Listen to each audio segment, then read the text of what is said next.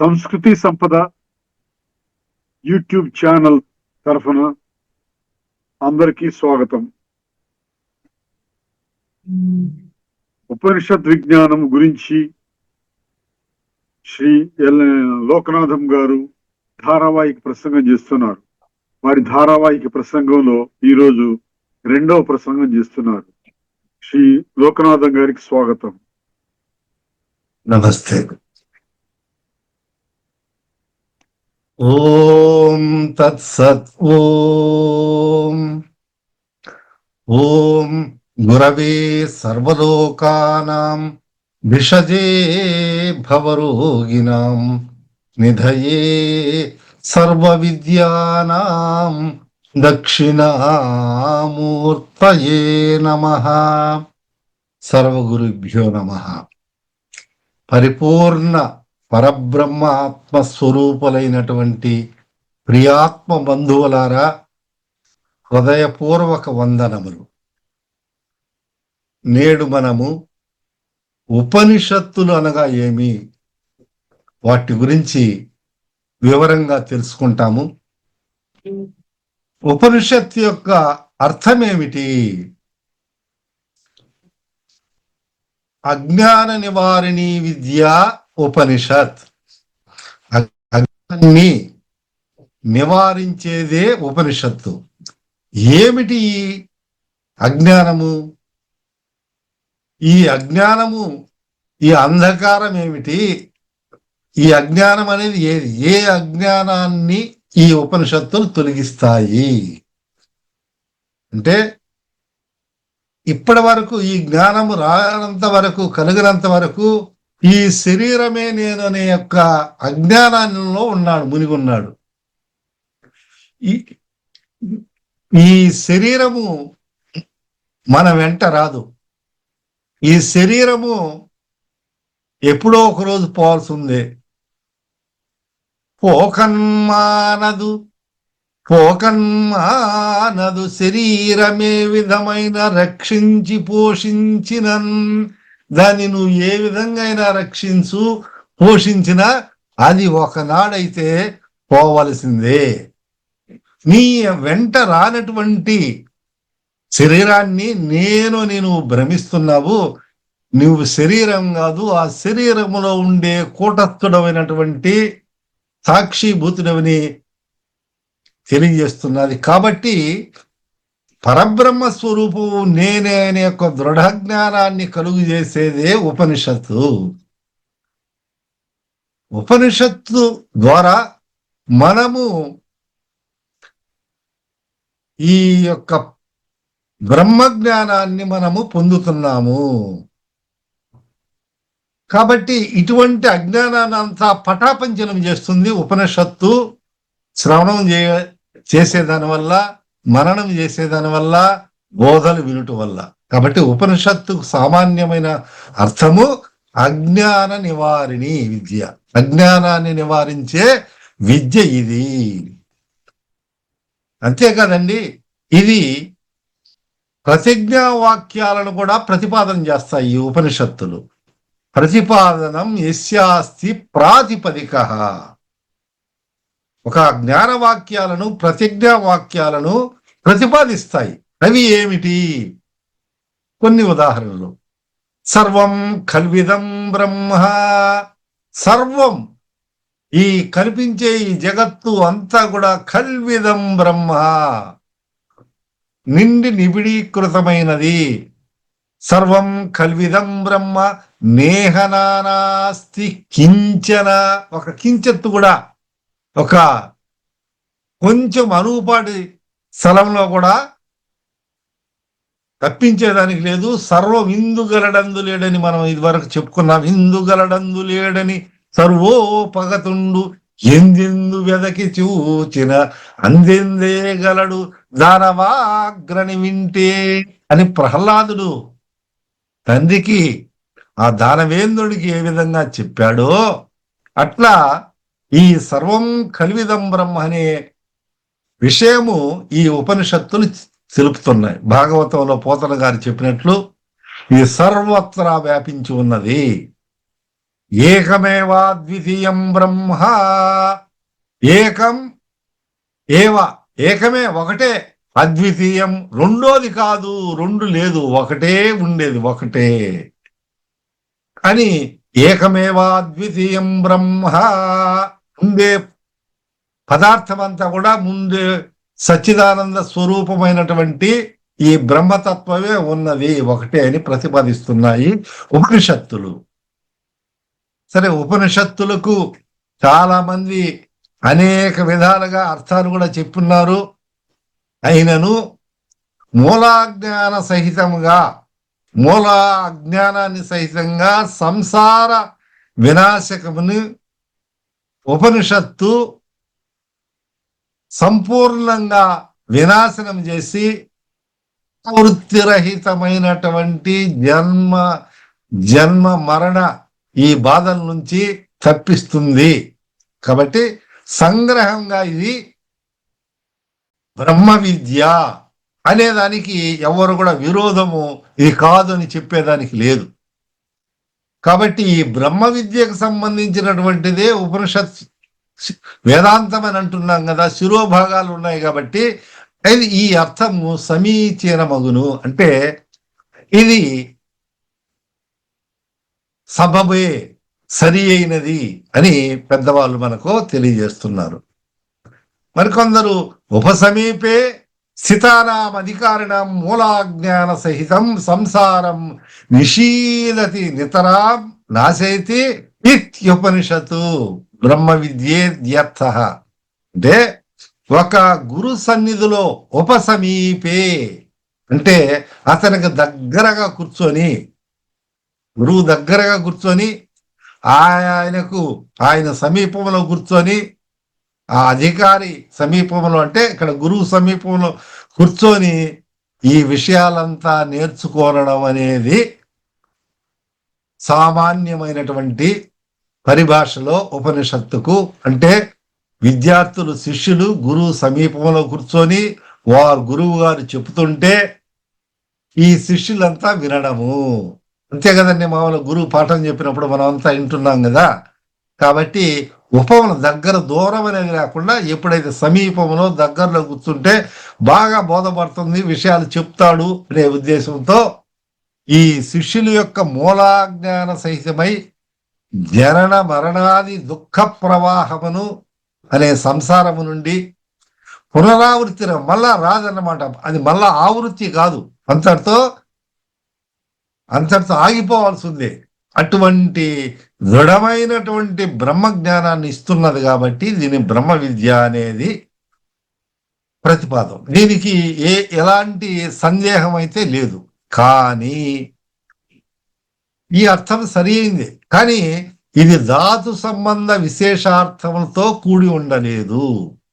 అంటే ధాతు ఏ మూలం, ఏ పదాలు, ఉపనిషత్తు అనేది ఒక పదము.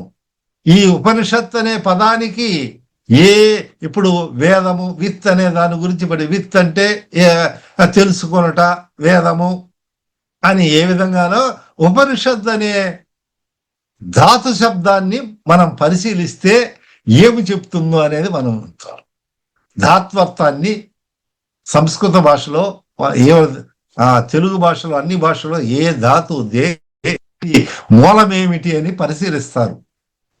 అట్లా పరిశీలించినప్పుడు షద్ అనే ధాతువు నుండి ఉపనిషద్ శబ్దం పుట్టింది. షద్, ఉపనిషద్. మనం ఉపనిషత్తు తెలుగులో అంటాము, కానీ సంస్కృతంలో ఉపనిషద్ అంటే ఉప ని అనే రెండు ఉపసర్గలు ఈ షద్ అనే ధాతువుకు ముందు పెడితే, అంటే ముందు ఉపని షద్, ఉపనిషద్ అనే పదార్థగా అయింది. దీనిలో ఏమీ సందేహం లేదు. కాబట్టి మనకు అర్థమైతా ఉన్నది.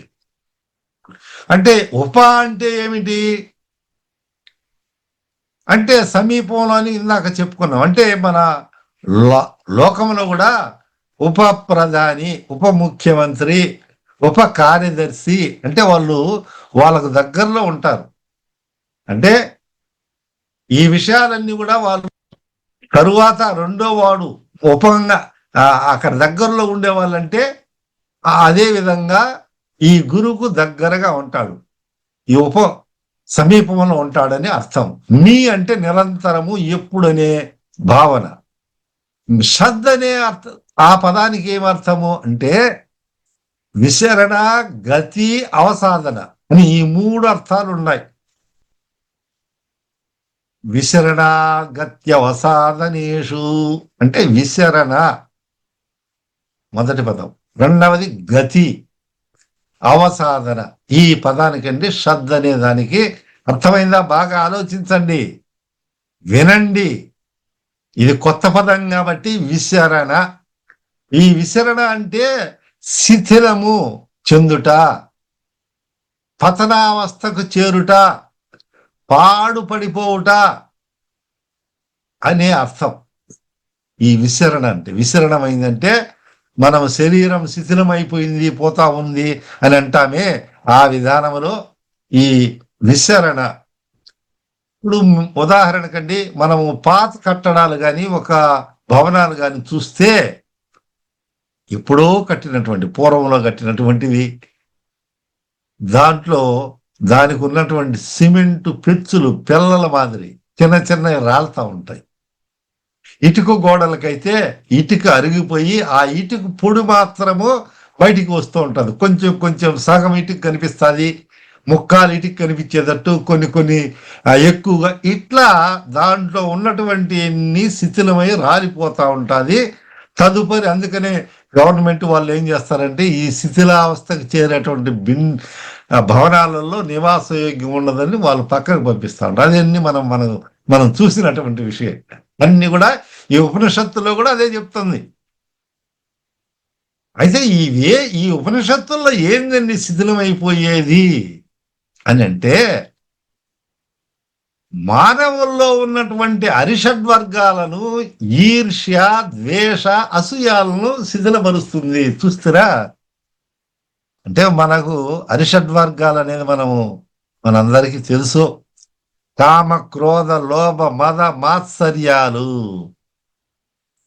కామం, ఈ ధర్మయుక్తము కానటువంటి కామము, ధర్మ సంబంధముగానటువంటి దాని మీద కోరిక కలగడము, ఆసక్తి కలగడము, అభిరుచి కలగడము, దాన్ని నేను పొందాలనే అటువంటి చిత్తవృత్తి. ఇంకా ఇది సరి అయినదా, ధర్మబద్ధమా అని ఆలోచించకుండా నాకు అది కావాలి. ఇది కామము చాలా దుష్టం. మొట్టమొదటిది భగవద్గీతలో కూడా చెప్తారు, త్రివిధం నరకస్యేదం ద్వారం నాశన మాత్రయ. సప్తదశ అధ్యాయంలో చెప్తారు 29. ఈ కామ, క్రోధ, లోభ, ఈ 3 నరకానికి పోయేదానికి ద్వారాలంటండి. మన నరకానికి రాజబాట మాదిరి తీసుకోమాతాయి నరకలో. కాబట్టి ఈ మొట్టమొదట ఈ కామాన్ని శిథిలపరచాల. ఈ శిథిలం చేస్తున్నాయి అంటే కామము. మరి దీని గురించి మనం తెలుసుకోవాలంటే, వేదవ్యాసుడు గ్రంథాలు చెప్తా ఉంటే శిష్యులు రాస్తా ఉంటారు కదా, జైమిని రాస్తున్నారు, అయ్యా కామము బలీయమైనది, పండితులు సహితము దీన్ని నివారించేదానికి వాళ్ళకి శక్తి చాలదు, అంత బలీయమైనది, చాలా జాగ్రత్తగా ఉండాలని మన వేదవ్యాసులు వారు. ఆయన వేదవ్యాసులు కదండి. అచ్యుతరోదనో బ్రహ్మ, 4 వదనాలు లేవు కానీ బ్రహ్మ, విబాహురు అపరోహరి, 2 భుజాలు ఉన్నాయి, 4 భుజాలు లేవు కానీ ఆయన విష్ణువు. అపాలలోచనం అనేది శివునికి ఉండేది లేదు, అయినా అపాలలోచన భగవాన్ బాదరాయణ వారు చెప్పినటువంటి విషయము అని రాస్తే, ఈ శిష్యుడు ఏం చేశాడు, పండితులను తప్ప, ఇది మేమే కదా పండితులను ఎంత చెప్తున్నాము, మమ్మల్ని ఏం చేస్తుంది కామము అని చెప్పి ఆయన పండితులను తక్కిన వాళ్ళంతా ఇది లాగుతుంది, దీంట్లో పతనావస్థలు చేరుకునేదానికి ఉంది అని చిన్నగా మారుస్తాడు. ఆయన సర్వజ్ఞుడు, వేదవ్యాసుడు. ఇందాక అనుకున్నాక త్రిమూర్త్యాత్మిక ఆ స్వరూపుడని వారు తెలుసుకొని గమనించి ఆహా ఇట్లనా అని ఏం చేశారు. సాయంకాలం అయింది, ఆయన జమున నేను బయటికి పనింది పోయి వస్తాను, నువ్వు జాగ్రత్తగా ఉండు, వేరే ఎవరు వచ్చినా కూడా మన ఆశ్రమంలో ఉపాధి ఇవ్వద్దు, అందులో స్త్రీలు ఎవరన్నా వస్తే ఇక్కడ ఉండకూడదు, అది మన ఆశ్రమం అని చెప్పిపోతాడు. చెప్పిన తర్వాత మళ్ళా వారు అట్ట పోయిన వేదవ్యాసులు వారు బయటికి పోయిన ఒక 2-3 నిమిషాలలోనే ఒక స్త్రీ వస్తుంది. మంచి వర్షం పడతా ఉంటది ఆ సమయంలో, తడుస్తా వచ్చింది. అప్పుడు శిష్యుని దగ్గరికి వచ్చి నమస్కారం అండి, ఇట్లా వర్షం ఉంది, మాది పక్క ఊరు, నేను ఈ వర్షం దగ్గర ఏదో వదిలిపెట్టేట లేదు, ఈ రాత్రికి ఇక్కడ ఉండి నేను పొద్దున్నే వెళ్ళిపోతాను, అమ్మమ్మ నిన్ను చేర్చుకునేదానికి లేదు, మా గురువు గారు ఎవరిని ఈ ఆశ్రమంలో ఉంచవద్దు, ప్రత్యేకించి స్త్రీలు ఉండకూడదు అన్నాడు. ఆయన మీరెంతో గొప్పవారు, దయాగుణం ఉందని చెప్పారు, మరి నేను రాత్రి వర్షం వస్తా ఉంది, ఈ దారిలో పోతే నాకేదన్నా ప్రమాదం జరుగుతుంది కాబట్టి నేను రాత్రి ఉండి నాకు పనుకుండేదానికి కొంత చోటిస్తే నేను పొద్దున్నే లేచిపోతానని చెప్తుంది. అప్పుడు ఈయన ఏం కాకుండా అట్లయితే అమ్మా సరేనని, సరే ఇంత ప్రాధాయపడుతుందని సరే ఒప్పుకొని ఆమెకి ఒక చోటు ఆ కుటీరంలో ఉండమ్మా, అదో అక్కడ ఉంది, ఆ కుటీరంలో నువ్వు ఉండాలి, తలుపు వేసుకోవాలి, ఎవరన్నా వచ్చి పిలిస్తే తీయకూడదు, ఎందుకంటే స్త్రీలు మీకేదన్నా అంటే అది మా మీద వస్తుంది, నేనే వచ్చి పిలిచినా నువ్వు తీయొద్దు అని చెప్తాడు మన జేమిన్ గారు. పనుకున్నది. మళ్ళా కొద్దిసేపటికి ఈయనకు పోయి తలుపు లేయమ్మా అని తలుపు తీయమంటే నాకు ఈ నివాసం ఇచ్చిన ఆయన తలుపు తీయొద్దన్నారు, నేను తీయను, ఎవరు వచ్చినా తీయొద్దన్నాడు అని చెప్పి ఆమె భీష్మించుకొని ఆమె తీయలేదు. మళ్ళా జేమిన్ గారు ఏం చేశారు, కుటీరం కదా, పై కప్పు నుంచి ఆ కప్పులో ఆ కర్రలంతా అట సర్ది అక్కడి నుంచి ఆ కుటీరంలో దిగినారు. పోయి దిగి ఆమె కప్పుకొని ఉంది, మొక్క మీద గుడ్డ కప్పుకొని పనుకొని ఉంటే, నేనేను నీకు ఇచ్చిన వాళ్ళు ఏం భయం లేదు అది ఇది అని చెప్పి ఆమె మీద చెయ్యేసి ఆమె తల మీద ఆమె ముఖం మీద ఇట్లా ఆ గుడ్డ తీస్తా ఉంటే గడ్డం తగులుతుంది, గడ్డ వెంట్రుకలన్నీ పెరుగున్నాయి. ఏంది ఈమె స్త్రీ కదా, ఇందాక వచ్చింది గడ్డ వెంట్రుకలని చూస్తే మళ్ళా లేస్తే అప్పుడు అక్కడ వేదవ్యాస మునీంద్రుల వారు ఉన్నారు. అప్పుడు ఈయన యొక్క తప్పు తెలుసుకొని ఆయన మీద పాదాల మీద పడి, స్వామి నేను ఈ విధంగా రాశాను నా తప్పని చెప్తా. అంటే బ్రహ్మ పుట్టు రెమ్మ తెగులని మన వాళ్ళు అంటారే, కాబట్టి ఇంత బలీయమైనటువంటి వాటిని మనము శిథిలపరచాలని ఉపనిషత్తు చెప్తా ఉంది. మీకు అర్థమయ్యేదానికి కథ మనం చెప్పడం. ఈ కామాన్ని శిథిలపరుస్తుంది ఈ ఉపనిషత్తు. అట్టనే క్రోధం కూడా ద్వేషభావంతో కోపం, ఒక వ్యక్తి మీద క్రోధాన్ని అవసరము లేకపోయినా కూడా ఏర్పరచుకుంటాడు వాటికి. కానీ గురువు శిష్యుల మీద కోపపడతాడు అంటే ఆయనకు శిష్యులంటే ఇష్టం, పైకేమో కఠినంగా వ్యవహరిస్తాడు, లోపల హృదయంలో కరుణ ఉంటుంది. నా శిష్యుడు నేర్చుకునేది ప్రతి ఒక్కడు ఏదన్నా దోషం చేస్తే అతన్ని సవరించాలనే ఒక భావంతో కోప్పడతాడు, కానీ వేరే విధానం కాదు. మలయాళ స్వాముల వారు శిష్యుడికి ఉపవాసం, ఈయన తప్పు చేసినాడు, ఈయనకి శిక్ష ఏంటంటే ఉపవాసం, ఈరోజు భోజనం పెట్టవద్దు, భోజనం అనేది లేదు, వంట వాళ్ళకి చెప్పినారు ఈ అబ్బాయికి భోజనం పెట్టకూడదు అన్నాడు. ఆ అబ్బాయికి ఆకలి, చిన్నపిల్లవాడు కదా, ఏదో 6వ తరగతో 7వ తరగతి చదువుకున్నాడు, ఆకలికి తట్టుకోలేకున్నాడు. దాన్ని చూసి ఆ వంట ఉండే ఆమె ఏం చేసిందంటే, నైనా నీ ఆకలి చూస్తుంటే నాకు చాలా బాధగా ఉంది, నువ్వు రా, నేను భోజనం పెడతాను ఎవరు చూడకునని ఆమె భోజనం పెట్టింది. ఆ భోజనం బాగా ఈయన భుజించినాడు సంతృప్తిగా. ఉంటే ఈ విషయం మళ్ళా సోముల వారికి తెలిసింది, భోజనం పెట్టినారు.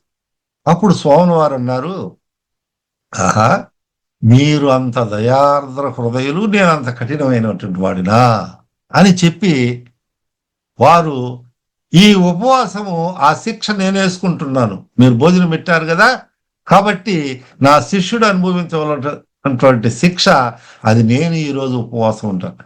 ఇట్లా గురువులు శిష్యుల యొక్క ఉన్నతిని కోరి వాళ్ళు కొన్ని శిక్షలు, ఈ మనోవైజ్ఞానిక శాస్త్రంలో కూడా శిక్ష దండన అనేది నిరూపించబడినాయి.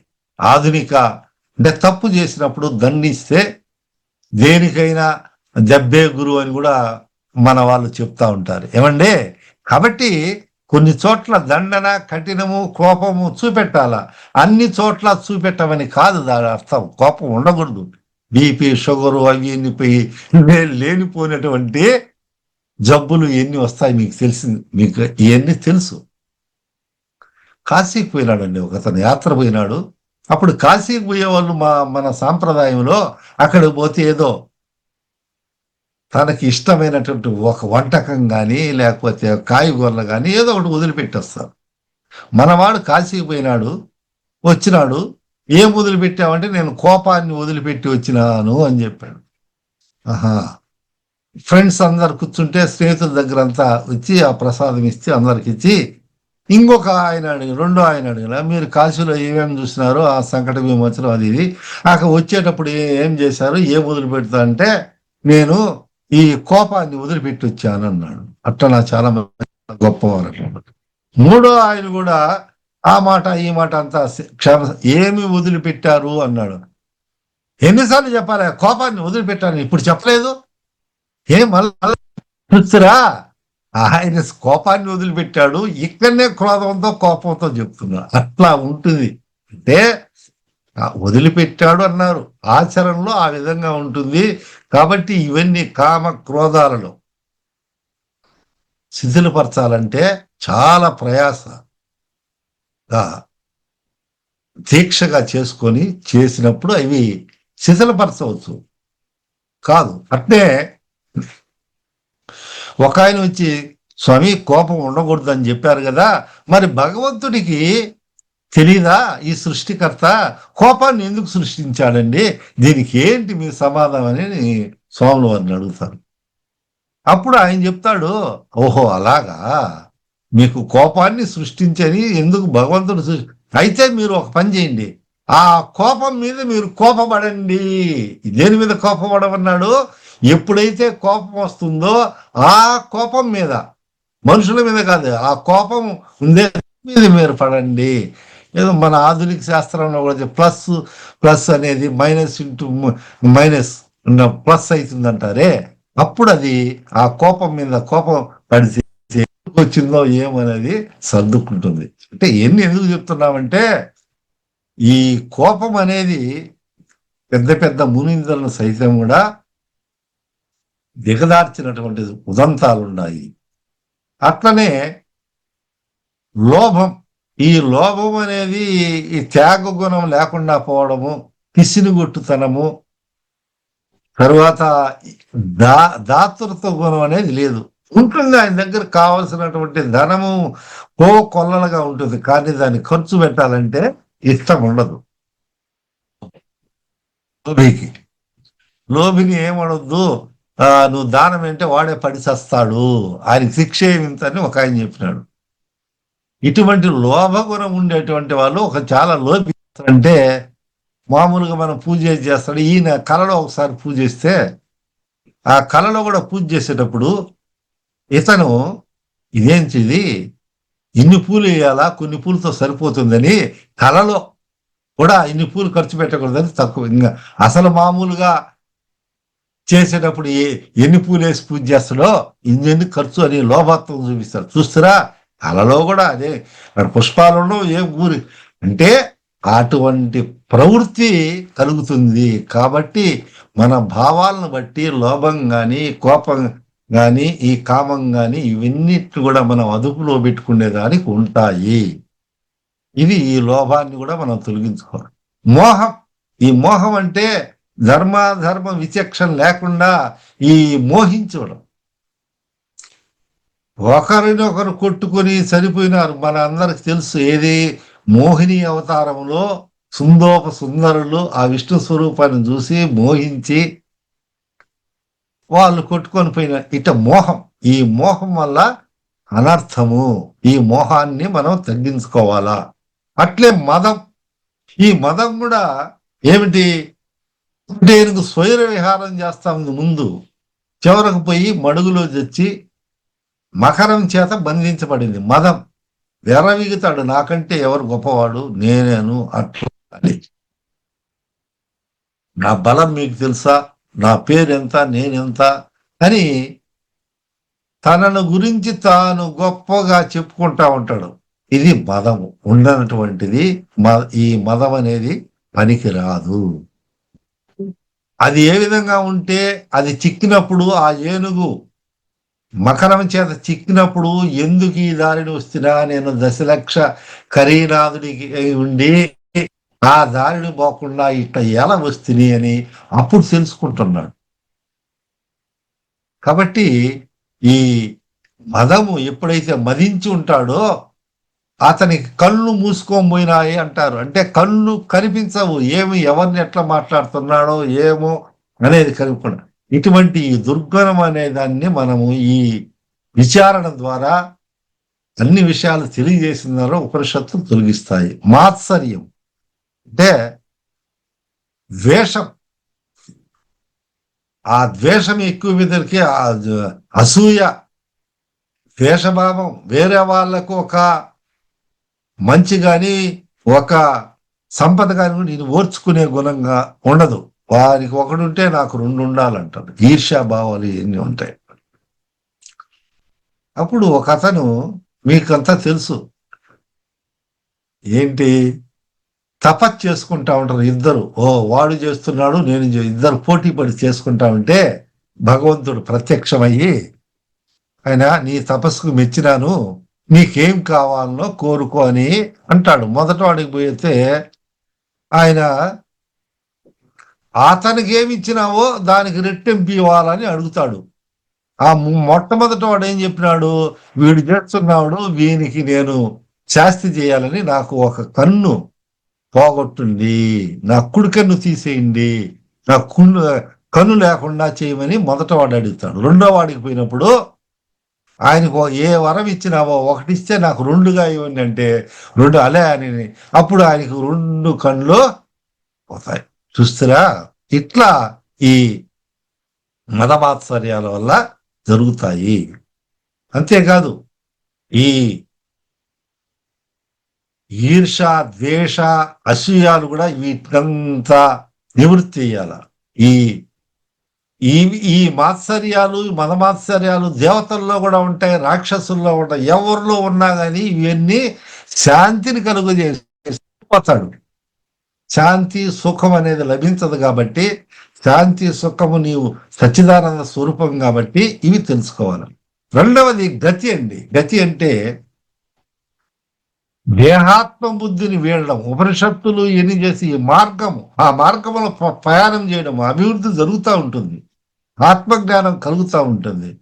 సాధన చతుష్టయ సంపత్తి కలిగినటువంటి వారికి ఈ జ్ఞానం త్వరలో కలుగుతుంది. సాధన చతుష్టయ సంపత్తి ఏంటి అంటే నిత్యానిత్య వస్తు వివేకం. ఏది నిత్యము, ఏది నిత్యం కాదు, ఏది శాశ్వతము, ఏది అశాశ్వతము, దేహమా సత్యమా అనేది. ఇహాముత్ర ఫల భోగ విరాగం. ఈ లోకం కానీ పైలోకంలో కానీ ఈ యొక్క ఫలాల మీద, ఈ ఫలభోగాల మీద విరాగం. ఎందుకు? క్షీణే పుణ్యే మర్త్యలోకే విశంతి. ఆ స్వర్గలోకంలో ఉన్నప్పుడు కూడా, పై లోకంలో ఉన్నా కూడా ఎప్పుడైతే ఈ పుణ్యం క్షీణించిపోతుందో అతను మర్త్యలోకంలోకి అక్కడి నుంచి తోసివేయబడతాడు. కాబట్టి నిత్యానిత్య వస్తు వివేకము, ఇహామిత్ర ఫలభోగ విరాగము, శమదమాది షట్క సంపత్తి. శమము, దమము, తితిక్ష, ఉపరతి, శ్రద్ధ, సమాధానం. ఇవి శమదమాది షట్క సంపత్తి అని అంటారు. అంటే శమం అంటే పారిభాషిక పదంలో అంతరేంద్రియమైనటువంటి నిగ్రహం. మన అంతరేంద్రియాలను మనము నిగ్రహించుకునే శక్తి రావాలి. దమము బాహ్యేంద్రమైనటువంటి శక్తి. అట్లనే ముముక్షుత్వం అనేది కలిగి ఉండాలా. ముముక్షుత్వం, మనుష్యత్వం, మహాపురుష సంశ్రయం ఇవి దైవానుగ్రహం లేకపోతే లభించవని ఆది శంకరాచార్యులు వారు వివేక చూడమనిలో చెప్తారు. ఏమిటి? ఏతత్రయం దైవానుగ్రహ రూపేణ. మనం చెప్తారు కదండి, ఈ మానవ జన్మ 84 లక్షల జీవరాశులే కల్లా చాలా శ్రేష్టమైందని, అట్టనే వాటికి ముముక్షత్వం, నేను మోక్షాన్ని పొందాలి, లేకపోతే నేను ఇటువంటి బ్రహ్మ విద్యను తెలుసుకోవాలనే ఒక జిజ్ఞాస ఉండడం, మహాపురుష సజ్జన సాంగత్యం, ఈ మూడు చాలా సత్సంగత్వే నిస్సంగత్వం, నిస్సంగత్వే నిర్మోహత్వం, నిర్మోహత్వే నిశ్చలసత్వం అని చెప్పారు కదా. వాడు జీవన్ముక్తుడైతాడు ఈ మూడిటి వల్ల. కాబట్టి ఈ గతి అనే దాని వల్ల, ఇవి ఈ ఉపనిషత్తుల జ్ఞానం వల్ల ఇవన్నీ తొలగించబడతాయి. ఇంకా అవసాధనం అనేది ఉంది, అది మనము తరువాత దాని గురించి వివరంగా తెలుసుకుంటాం. ఏం ప్రయోజనాలు ఏమిటి మీరు విన్నారండి, చాలా చక్కగా విన్నారు. కొన్ని కొత్త పదాలుగా ఉండవచ్చు, ఏమీ భయం అవసరం లేదు. శ్రవణం చేయండి, మళ్ళా ఒకసారి ఏమిటి ఈ పదం అని ఆలోచించుకోండి, చర్చించండి, మననం చేయండి. మననం చేస్తే తప్పకుండా మీరు మంచి మంచి విషయాలను, ఉపనిషత్ విజ్ఞానం, వేద విజ్ఞానాన్ని పొంది సచ్చిదానంద పరబ్రహ్మ స్వరూపమైనటువంటి ఆ వేద విజ్ఞానంతో మీరందరూ విరాజిల్లాలని కోరుతూ స్వస్తి. ఉపనిషత్ విజ్ఞానం గురించి ధారావాహిక ప్రసంగం చేసిన శ్రీ లోకనాథం గారికి ధన్యవాదాలు. ధన్యవాదములు సార్. స్వస్తి.